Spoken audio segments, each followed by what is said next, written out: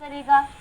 तो जब उसने अपनी पूर्णता का, अखंडता का अनुभव कर लिया, अब उसको पाने के लिए कुछ बाकी नहीं रहा। अगर लहर ने अपने को जान लिया कि मैं जल हूँ, तो फिर उसके लिए कोई लहर छोटी या बड़ी, आगे या पीछे, ऊपर या नीचे नहीं रहेगी, क्योंकि जब जान लिया कि एक जल तत्व ही है। तो जिस ज्ञानी ने अपने अखंड आत्म रूप को जान लिया, अब उसके लिए कुछ भी अप्राप्त नहीं, जिसके लिए वो कुछ यत्न करे। ज्ञानी को न भोग की स्पृहा होती है, न त्याग की इच्छा। तो ज्ञानी समदर्शी होता है, न तो उसको किसी भोग के लिए मन ललायित होता है कि कब मुझे यह मिले, और न उसको ये इच्छा होती कि मैं घर छोड़कर कब जंगल जाऊं या संन्यास ले लूं। दोनों भाव उसके मन में नहीं रहते। वो समभाव में जहाँ भी रहता है, साक्षी भाव में रहता है। ध्यान रहे, ये कभी वो विचार नहीं करेगा कि अभी तो मैं यहाँ पर हूँ, जब घर छोड़ के जंगल जाऊँगा या घर छोड़ के बद्री केदार हरिद्वार ऋषिकेश जाऊँगा, वहाँ मैं साक्षी भाव में रहूँगा। अगर कोई ऐसा सोच रहा है तो वह ना समझ है। साक्षी भाव के लिए महल और झोपड़ी में कोई अंतर नहीं, घर और जंगल में अंतर नहीं। जहाँ भी रहना है साक्षी भाव में रहा जा सकता है। तो जिसने साक्षी भाव में अपनी स्थिति प्राप्त कर ली है, अब उसके लिए कुछ प्राप्तव्य नहीं है और कुछ तकत्व त्यागने का भी नहीं है। हर अवस्था में वो साक्षी रहता है। ज्ञानी दोनों दौड़ से पार, मध्य में साक्षी बन रुका बैठा, शांत चित्त से देखता रहता है। जैसे आप लोगों ने, अभी तो शायद वो घड़ियां नहीं चलती है, दीवार पे टांगी जाती थी और उसमें एक बीच में पेंडुलम लटकता था। तो वो पेंडुलम लेफ्ट में जाता था अपनी हाइट ऊंचाई तक, फिर लौट कर फिर वो राइट को जाता था अपनी ऊंचाई तक, और बस वो घड़ी चलती रहती थी। तो जो भोग में ही आ सकते हैं वो भी संसार में है, और जो त्याग में भी लगा है वो भी आ सकते हैं। लेकिन जब घड़ी का पेंडुलम बीच में रुक जाता है तो घड़ी बंद हो जाती है। तो जब ये मध्य भाव में आ जाता है, ना अति त्याग की करता है न अति ग्रहण की, मध्य में साक्षी भाव में आ गया, तो अब इसका चलना 84 का चक्र बंद हो जाता है। पेंडुलम जब तक जाता है दाएं बाएं तब तक वो घड़ी चलती रहती है, पर जब वो पेंडुलम स्थिर हो गया तो फिर वो घड़ी चलना बंद। तो यहाँ पर हमारा मध्य में मन आकर रुक गया, साक्षी भाव में रुक गया। अब न भोग में और न त्यागने में, किसी में भी अति नहीं कर समता भाव में रहता है। वासनां संपरित्यज्य मयि चिन्मात्रं विग्रहे, यष्टिष्ठति गतस्नेहः सोहम सच्चित् सुखात्मकः। जो ज्ञानी वासना एवं इच्छा को छोड़ मुझ सच्चिदानंद स्वरूप के साथ एक ही भाव रखने वाला है, तो ज्ञानी का लक्षण क्या है? वह परमात्मा के साथ में एकत्व भाव, सोहम भाव रखता है। उस ज्ञानी का, आगे बोलो। उस ज्ञानी का मुझ सच्चिदानंद स्वरूप के साथ एक ही भाव रखने वाला है, वह सच्चिदानंद स्वरूप मुझ परमात्मा को ही पाता है। तो जो जिसकी भावना करता है, जानत तुम्हें तुम्हें हो जाई, वो फिर उसी को ही प्राप्त हो जाता है।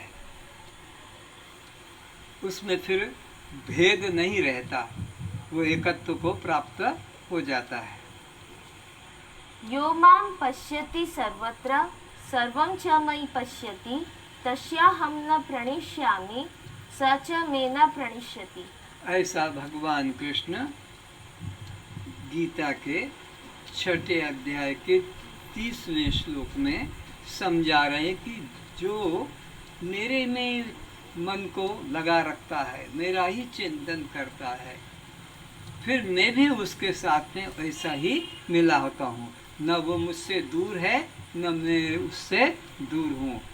इस प्रकार का अनन्य प्रेम जिसके मन में है, वो फिर मुझसे कभी अलग नहीं होता, वो मुझको ही प्राप्त होता है। जो ज्ञानी सब में मुझे देखता है और मुझ में सबको देखता है। ज्ञानी का लक्षण क्या बताया? जो मुझको सब में देखता है या मुझ में सबको देखता है, इन्हें एकत्वता करके रहता है, तो वो मुझसे दूर नहीं और मैं उससे दूर नहीं।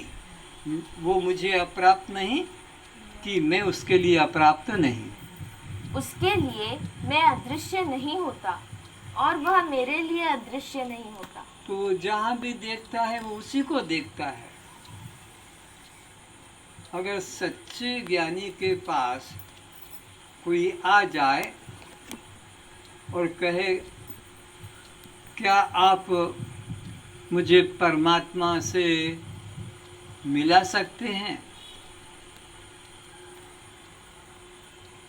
और क्या आपने भी परमात्मा को जाना या देखा है, तो सच्चा ज्ञानी होगा, तत्वदर्शी होगा, तो निर्भयता के हाँ हाँ मैंने जाना है, और क्या तुम्हें देखना है तो मैं तुम्हें दिखा भी सकता हूँ।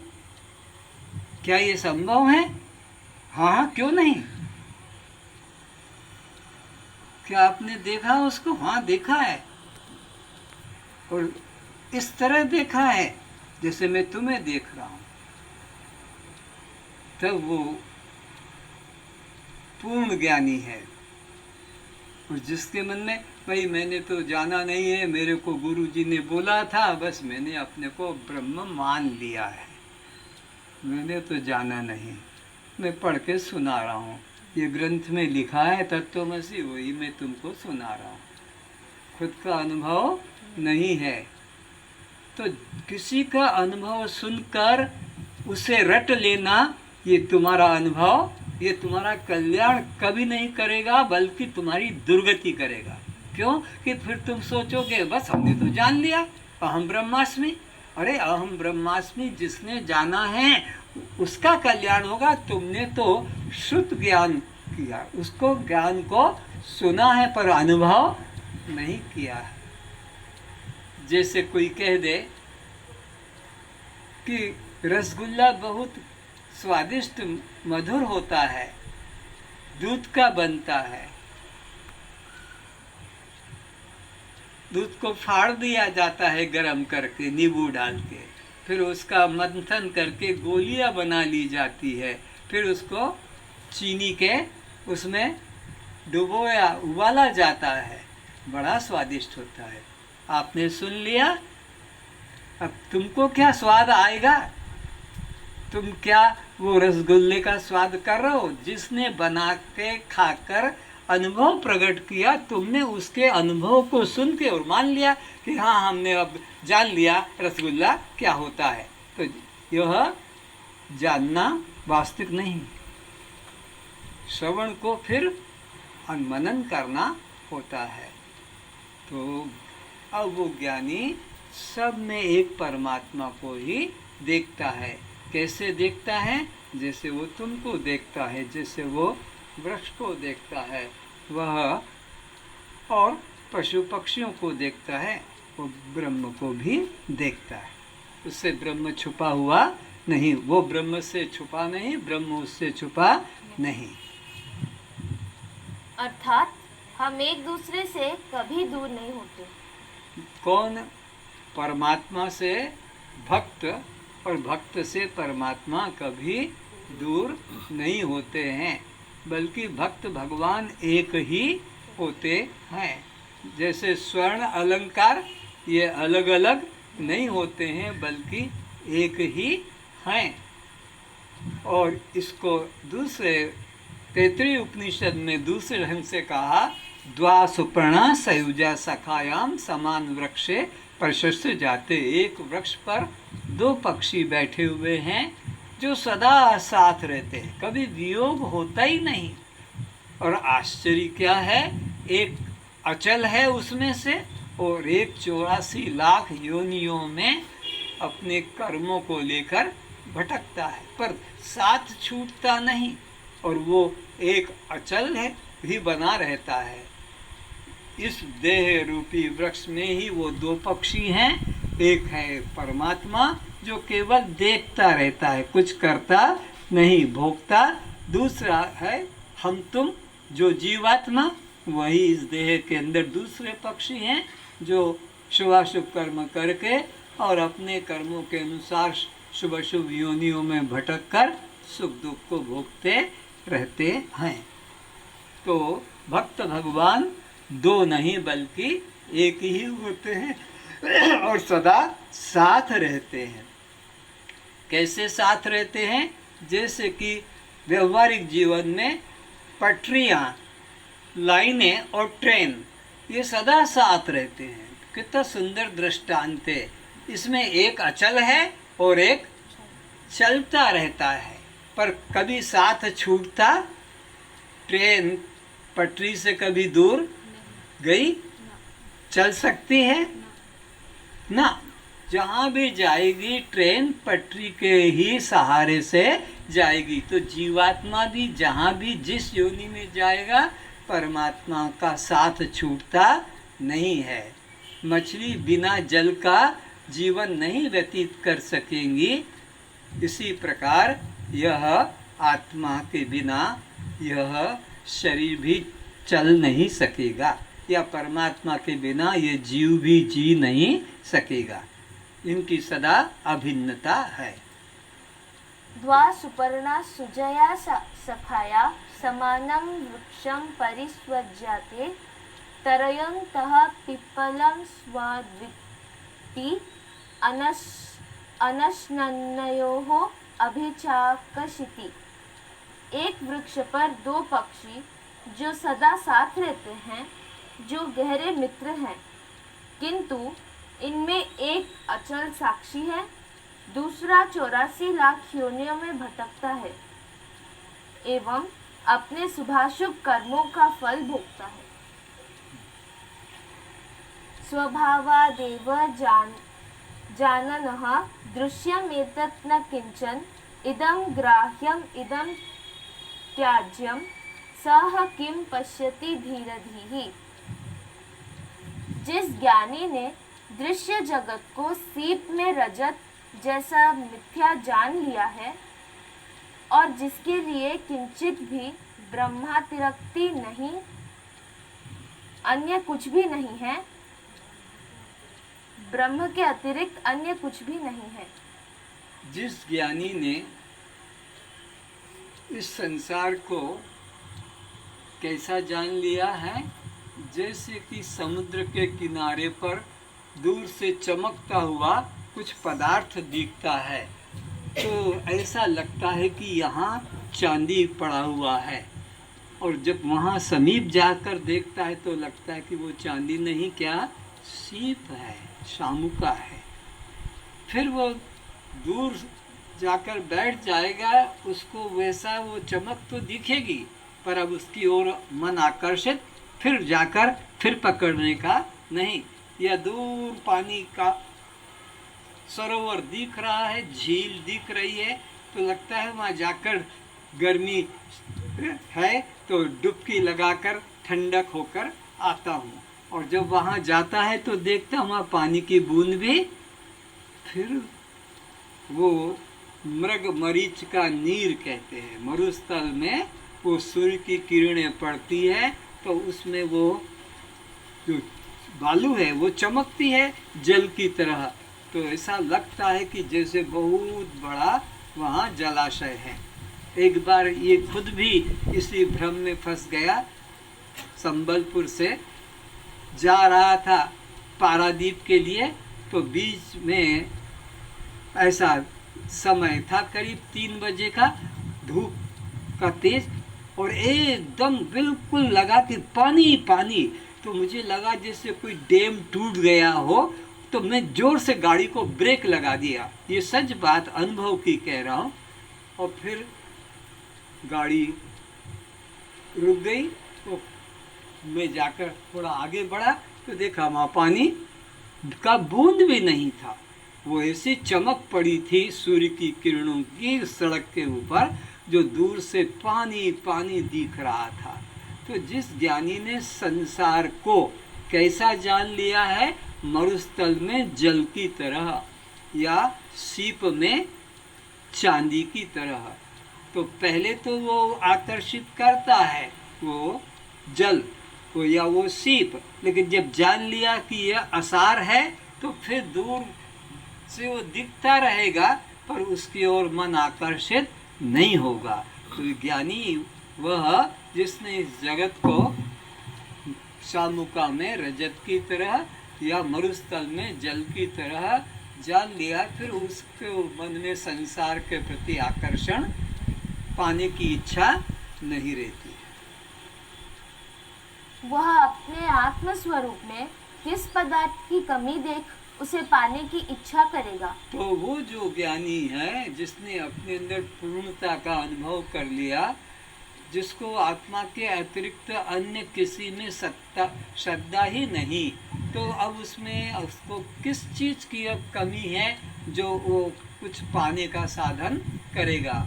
अब उसके लिए कुछ अप्राप्त नहीं है और उसको प्राप्त करने की इच्छा भी नहीं है। एवं किसे प्रतिकूल जान त्याग करने की इच्छा करेगा? जैसे अभी शनिवार रविवार 2 दिन के लिए आपके उड़ीसा सरकार ने कर्फ्यू लगा दिया। तो अब सबको अपने घर में ही रहना है, इस नियम का पालन करना है, नहीं तो वो सरकार की तरफ से दंडनीय बनेंगे। तो ये 2 दिन के लिए वो अपने घर में ये कर्फ्यू लगा है, घर में रहेंगे। लेकिन जिसने अपने घर में चावल सब्जी या गैस या कुछ सामान नहीं लाया, तो उसको चोरी चोरी से निकलकर कहीं अंधेरे में या कहीं दूसरे गली में से मुड़ के और वो सामान लाना के लिए जाना पड़ेगा, क्योंकि उसने तो कुछ लाया नहीं, पकड़ा भी जाएगा, दंड भी भोगना पड़ेगा। लेकिन जिसने 2 दिन का कर्फ्यू जानकर सब सामान अपने घर में लाकर आ गया, तो अब उसको बाहर जाने की क्या आवश्यकता?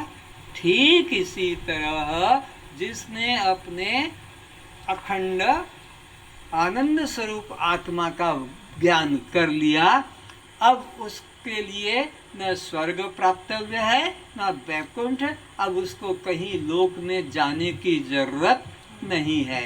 पर अज्ञानी जिसने अपने अखंड आत्म स्वरूप का आनंद स्वरूप का बोध नहीं किया, उसको तो फिर अपने कामना के अनुसार वासना के अनुसार उसको योनियों में भटकना पड़ेगा। पर ज्ञानी के प्राण निकलकर अज्ञानी की तरह अन्य देश में नहीं जाते हैं, क्योंकि उसने अपने अंदर पूर्णता का अनुभव कर लिया। अब उसको कुछ पाने की आकांक्षा अभिलाषा नहीं रही, क्योंकि आत्मा से और बड़ा क्या है जिसको पाने के लिए साधन करना पड़ेगा। तो ज्ञानी अपने आप में संतुष्ट रहता है। अर्थात वह ग्रहण त्याग से मुक्त साक्षी मात्र रहता है। कौन? जो ज्ञानी है, अब उसके लिए संसार में न तो प्राप्त करने की कुछ है और न आत्मा से कुछ अनात्म वस्तु है जिसको त्याग करने की इच्छा हो। न त्याग करने की इच्छा करता है, क्योंकि त्याग तो उसी का किया जा सकता है जो हमारे को अवांछनीय हो, अब अनुकूल ना हो। तो जिसकी दृष्टि में दूसरा है वहाँ पर ही कुछ पाने को होगा या कुछ ग्रहण करके त्याग करने को होगा। लेकिन जिसकी दृष्टि में एक ब्रह्म के अलावा दूसरा कुछ भी नहीं है, वो किसको त्याग करेगा और किसको पाने की इच्छा करेगा। अगर आपको वो मंत्र आता हो तो प्रमाण दे दीजिए। जिसने एक आत्मा का अनुभव कर लिया तो वो किससे किसको देखे, किसको किससे सुने, किसको किससे करे, अन्यथा आगे बढ़ो। त्याग या स्वीकार, सम्मान या अपमान, प्रेम या घृणा, संयोग या वियोग, मिलना या बिछड़ना, सब द्वैत को सत्य मानने पर ही संभव होगा। तो जिसकी बुद्धि में द्वैत सत्य है, तदितरम पश्यति, तदितरम दृश्यति, तदितरम श्रोति, तदितरम, ऐसा उसके मन में दूसरा भाव होगा। वह भी किसी को देखेगा, किसी को सुनेगा, किसी को बोलेगा, किसी को छुएगा। लेकिन जिसकी दृष्टि में एक हो गया, अब किससे किसको देखे, किससे किसको सुने, किससे किसको बोले, किससे किसको सोचे। तो ज्ञानी की दृष्टि में एक अद्वैत हो जाने से अब उसके लिए कुछ भी ग्रहण करने योग्य जैसा नहीं रहा और त्याग करने जैसा भी कोई पदार्थ नहीं रहा। अगर जिसने जान लिया, ध्यान से समझें कि ये संसार असत्य है। जब असत्य है तो फिर संसार छोड़ के तू जंगल में किसके लिए जा रहा? जब जान ही लिया कि संसार असत्य, तो बात खत्म हो गई।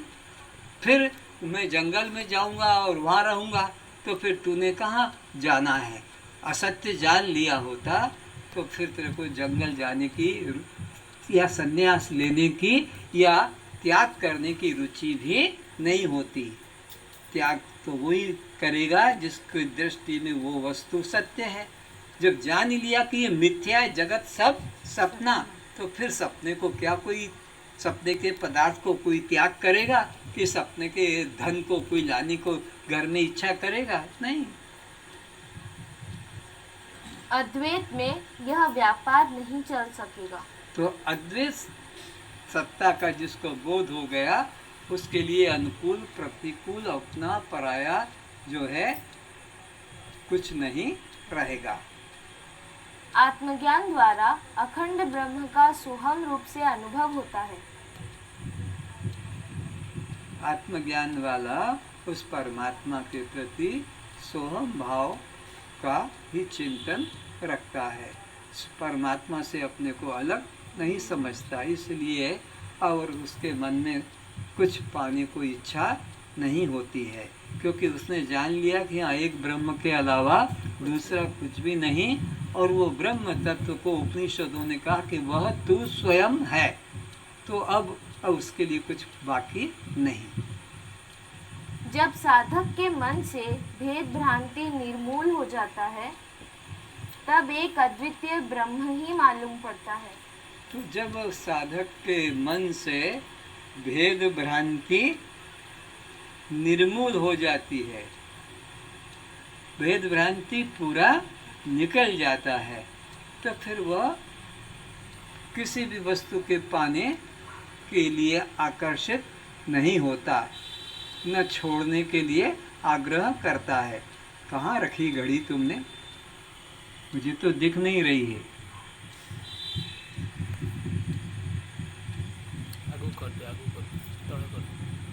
यहाँ रखो लाके।